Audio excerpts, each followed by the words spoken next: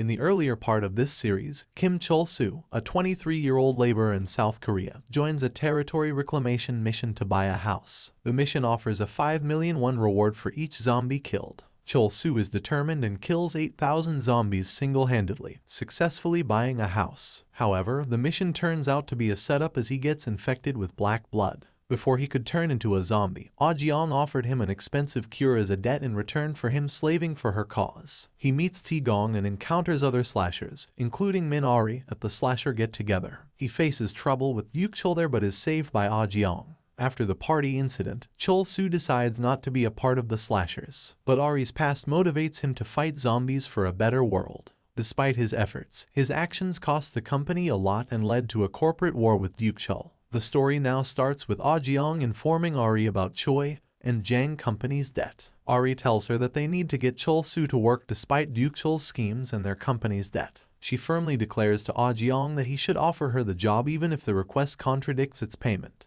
Ah Jeong knows that they need trust and achievement to surpass Jang Yuk-chul's schemes. She cautioned Ari that the work may require significant physical effort and not offer a high salary. But despite this, Ari agrees to take the job and even commits to persuading Chol-soo. Ah Jeong then asks her to go to Gimhae with Chol-soo. Chol-soo and Ari set off for the Gimhae barricades construction site. They meet a man there who explains to them the story behind Gimhae's barricade. Back then, Gimhae struggled to recover from the devastating effects of a mutant attack. The mutant was a B-grade earthworm that caused widespread destruction and chaos, turning the city into a nightmarish place. The attack resulted in the deaths of 31 slashers and 3,700 civilians. Shockingly, the mutant was originally a B-grade slasher from the small business association named Mr. Yang, also known as Hellbat. He had a kill count of over 36,000. The attack was unexpected and had a profound impact on the city, which had previously served as the backdrop for the 12th and 13th national land restoration movements aimed at expanding the cramped and worn-out city of Busan. However, the situation was eventually resolved thanks to the efforts of Jang Yuk-chul, a super rookie at the time, and around 50 members of the Yuk-chul Corporation.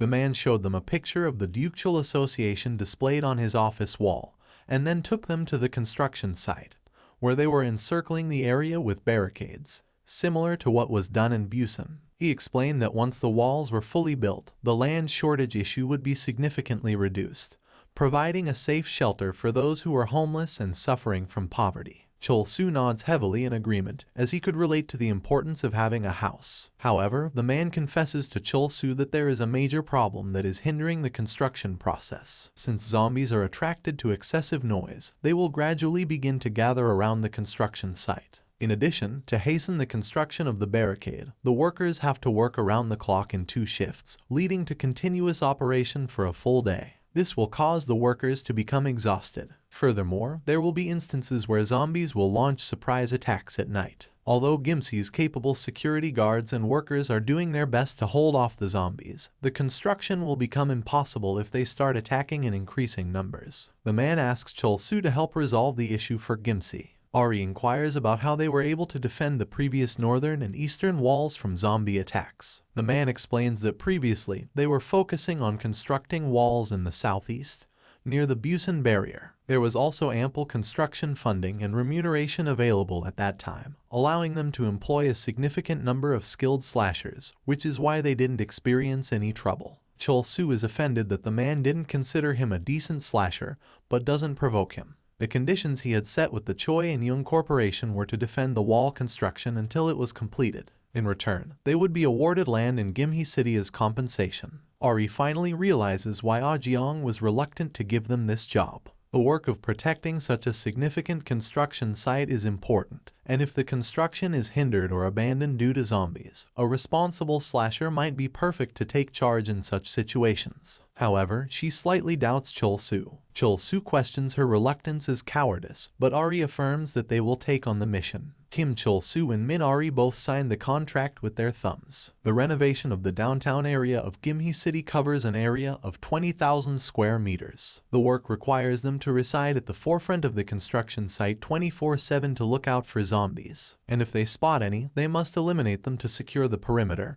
and ensure the safety of the workers. The man shows them a small shed, the place where both of them will stay. Ari protests that it's just one house, but the man explains that they have limited accommodation for the workers and can only provide this. He shows them inside and asks them to make themselves comfortable, and if the zombies appear, they will inform them through the radio. Meanwhile, Chol-soo and Ari were nervous to share the same space. Ari asks to adjust the space accordingly, but Chol-soo has already laid down and tells Ari to use the remaining space. The night was calm and peaceful as both slept. Suddenly, Chol-soo is jolted awake as the radio beeps. He wakes up Ari and immediately alerts her to zombies too. Their door starts slamming furiously. Chol-soo thinks that they have been surrounded. Ari could understand how zombies could have gone through the site and reached them without any radio calls alerting them. Chol-soo warns her that he will open the door and asks her to stay close so he can protect her. He swiftly breaks the door open with his shovel and is about to attack when he notices that there are no zombies. Instead, the door collapsed over a construction worker bringing him sodas. He sees other co-workers stunned to see him pointing his shovel threateningly at a tearful co-worker's neck. This shocks Chol-soo and Ari. It seems that the other workers were coming to them to hold a welcome party for them.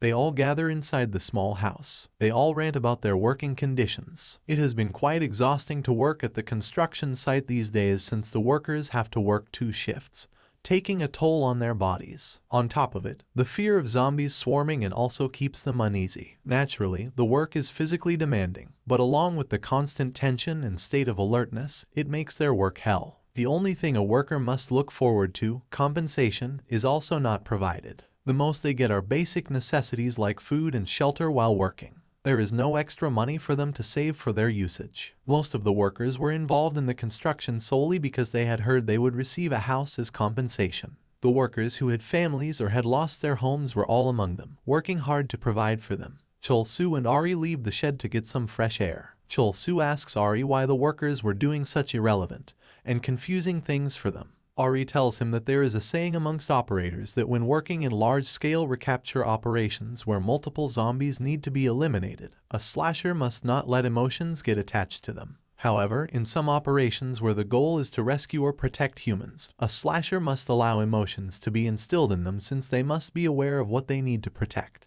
Chol-soo confesses that even if the intention of work is positive, it can seem like working oneself to death. Ari happily smiles and says it might be the perfect opportunity for him to make up for the chaos he created during the slasher's social gathering by working tirelessly in Gimhae. Chol-soo tells Ari to deal with the workers appropriately and make them leave. He further advises her to take breaks whenever she can, but to be alert if the zombies appear. Ari salutes him in agreement as Chol-soo walks away. Chol-soo stands outside the shed and ponders deeply. He vows to protect the construction workers if a house is all they want. Kim Chol-soo's daily life at the Gimhae construction site was quite simple. He worked out daily, and if there was a call, he would go out of the barricade to deal with the zombies. Soon, his annihilation techniques and bravery were praised by the workers. But for Chol-soo, it was just his work that he was obliged to do. Like that, he returns inside and waits for another request while taking a rest. On the other hand, Ari calculates the number of zombies they catch and the amount of money it amounts to. For example, if Chol-soo catches 8 zombies in a day, it totals 40 million won.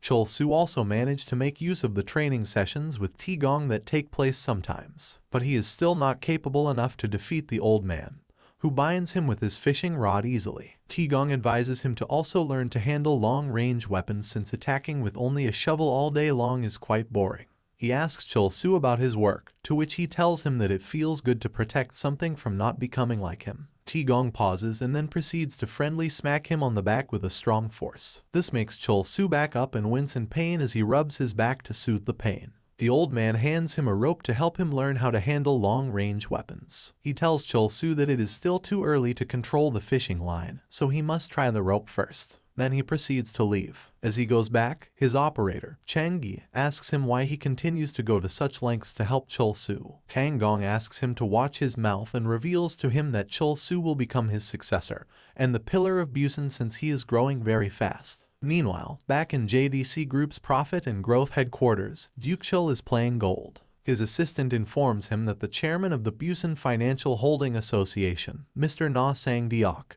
has requested a meeting with him. The meeting takes place in the president's office. The Busan FHA is an association of property owners who own various buildings, land, and apartments. Duke-chul wonders what such individuals sitting on money cushions have to do with their zombie hunting association. The Busan FHA's chairman requests that Chul keep the information he is about to share with him confidential. He tells him that a new wall is being built in Gimhae and is almost in the final stages of completion. It is said that once the wall is completely built, it will be named Shimai. It's been almost 2 to 3 years since the wall started to be built, so this confuses Chul. The chairman asks him to swear secrecy and continues. He explains to him that once the wall of Gimhae is completed, the property value of Busan is expected to experience a decline of around 20% to as much as 30–35%. It is a natural economic consequence because when supply increases, there is less likelihood of demand overheating. Hence, the Busan FHA wants to take action to stop the construction. He presents the plan to create a scene in which zombies might appear and turn the construction site into chaos. Chul laughs and asks if the chairman want him to do his dirty work and release zombies on the construction site. He warns the chairman of the consequences of their being caught with the death penalty. However, the chairman offered to gather 10% of the building shares from all association members enrolled and hand them to him. He argues for the possibility of the plan working out in the end since the slashers the construction site hired are fewer in number. Chul thinks about the plan. The Busan FHA and its members have about 200 trillion won in real estate, and 10% of it is about 20 trillion. And once they ally based on shared dirty deeds, they will have even more freedom to exploit their power. Since Chul is good at calculation, he quickly agrees to the chairman's terms, but he warns him that if things go wrong, the association will turn the situation around immediately and leave it at that. The chairman agrees but tell him that he has to work on it since the site hired a slasher, who is rumored to have supposedly caught 8,000 zombies in just one night. Chul remembers Chul-soo and realizes that it must be him the chairman are talking about. The situation has turned out better for Chul since he finally has the means to teach Chul-soo a good lesson. He plans to handle the situation decisively to ensure a thorough cleanup with no moral questions from the state. Meanwhile, a mutant has been trapped in a laboratory and demands food. Chul explains his plan to the chairman. He tells him that if one of the mutants gets released in Gimhae, it may successfully create chaos. He explains that a medication or treatment called Zombex is created using one of those formidable creatures since they contain a mutagenic agent. Because of that, slashers handed over the captured mutants to pharmaceutical companies. Since Zombex is beneficial for pharmaceutical companies to develop a cure, they illegally manage the received mutants within their company. The chairman agrees, and Chul also warns him to keep his mouth shut. As soon as he leaves, Chul orders his assistant to call Chang-gui and tell him to take out the hatchling that emerged from the carcass of the earthworm they captured in Gimhae. He further orders the assistant to bring 10 individuals from the back alleys of Hyundai who are reliable and discreet, and are not involved in any suspicious activities. Chang-gui goes to find the hatchling, but suddenly a security guard appears and sees him stealing the hatchling. A few murdered doctors also littered the floor. Chang-gui curses at him and asks him not to be so tight about security. Instead, he should laze around in the lobby. The guard trembles in fear and assures Chang-gui that he will say that he didn't see anything and was just taking a nap. Chang-gui orders him to say, "I'm sorry you worked so hard," and the guard complies. Chang-gui flashes an evil grin and approaches the guard. As the guard begs for his life, Chang-gui slashes him with his sword. In the meantime, Chul's assistant has gathered the people from Hyundai's back alleys. He shoves a contract at them, specifying that they will be paid in advance by their company, and the tasks the individuals will be performing. He tells them that their families will be provided for as soon as they sign the contract. The people immediately start to fight each other to sign first, desperately. Chul's plan has been initiated, but Chul-soo wasn't even aware of it as he slept peacefully back at the construction site. He is suddenly woken up by the construction workers. They grin at him. They tell him that they have prepared a 1-month celebration party for him. Soon, they all go outside, ready to eat a roasted boar. Minari has also joined them. Chul-soo sits with them and wonders how long it has been since he sat at the dining table with so many people. Perhaps it was on his birthday. A worker tells Chul-soo that they caught the wild boar while working and asks him to eat freely. Everyone looked at him eating and smiled. Tears filled his eyes as he exclaimed that the food was delicious. They all ate and chatted merrily as Chul-soo wished to be more relaxed like them. He doesn't care if the happiness is even simple like the others. He just wants to forget all that he has lost, his deceased brother, his lost parents, and the cruel reality he is currently living in. He sees hope for a better future as he looks at the people in front of him. Suddenly, music starts to play, and Chul-soo asks about it, wondering whether their supervisor won't scold them for it. But the sound wasn't coming from the construction site, it was from outside. It was a signal. Suddenly, cars started to rush towards the barricade, along with zombies chasing after them. The cars were being driven by the back alley individuals. They crashed the cars into the barricade and exited the cars. As soon as they exit the car, zombies start to surround them and bite them. They swiftly turn into zombies themselves and start to slam against the wall. A detonator is then dropped on the inside of the wall. The detonator crashes, revealing the earthworm mutant. Meanwhile, in the true narration, the construction workers were peacefully sleeping. One of the workers thinks it's an earthquake. Suddenly, their whole house is flung upside down by the earthworm mutant, causing the workers to wake up frightened. Another challenge has been created for Chol-Soo. Will Chol-Soo be able to protect the construction site successfully? Will he face more personal challenges while hunting zombies, helping him forget his loss? Find out more about this in the next video.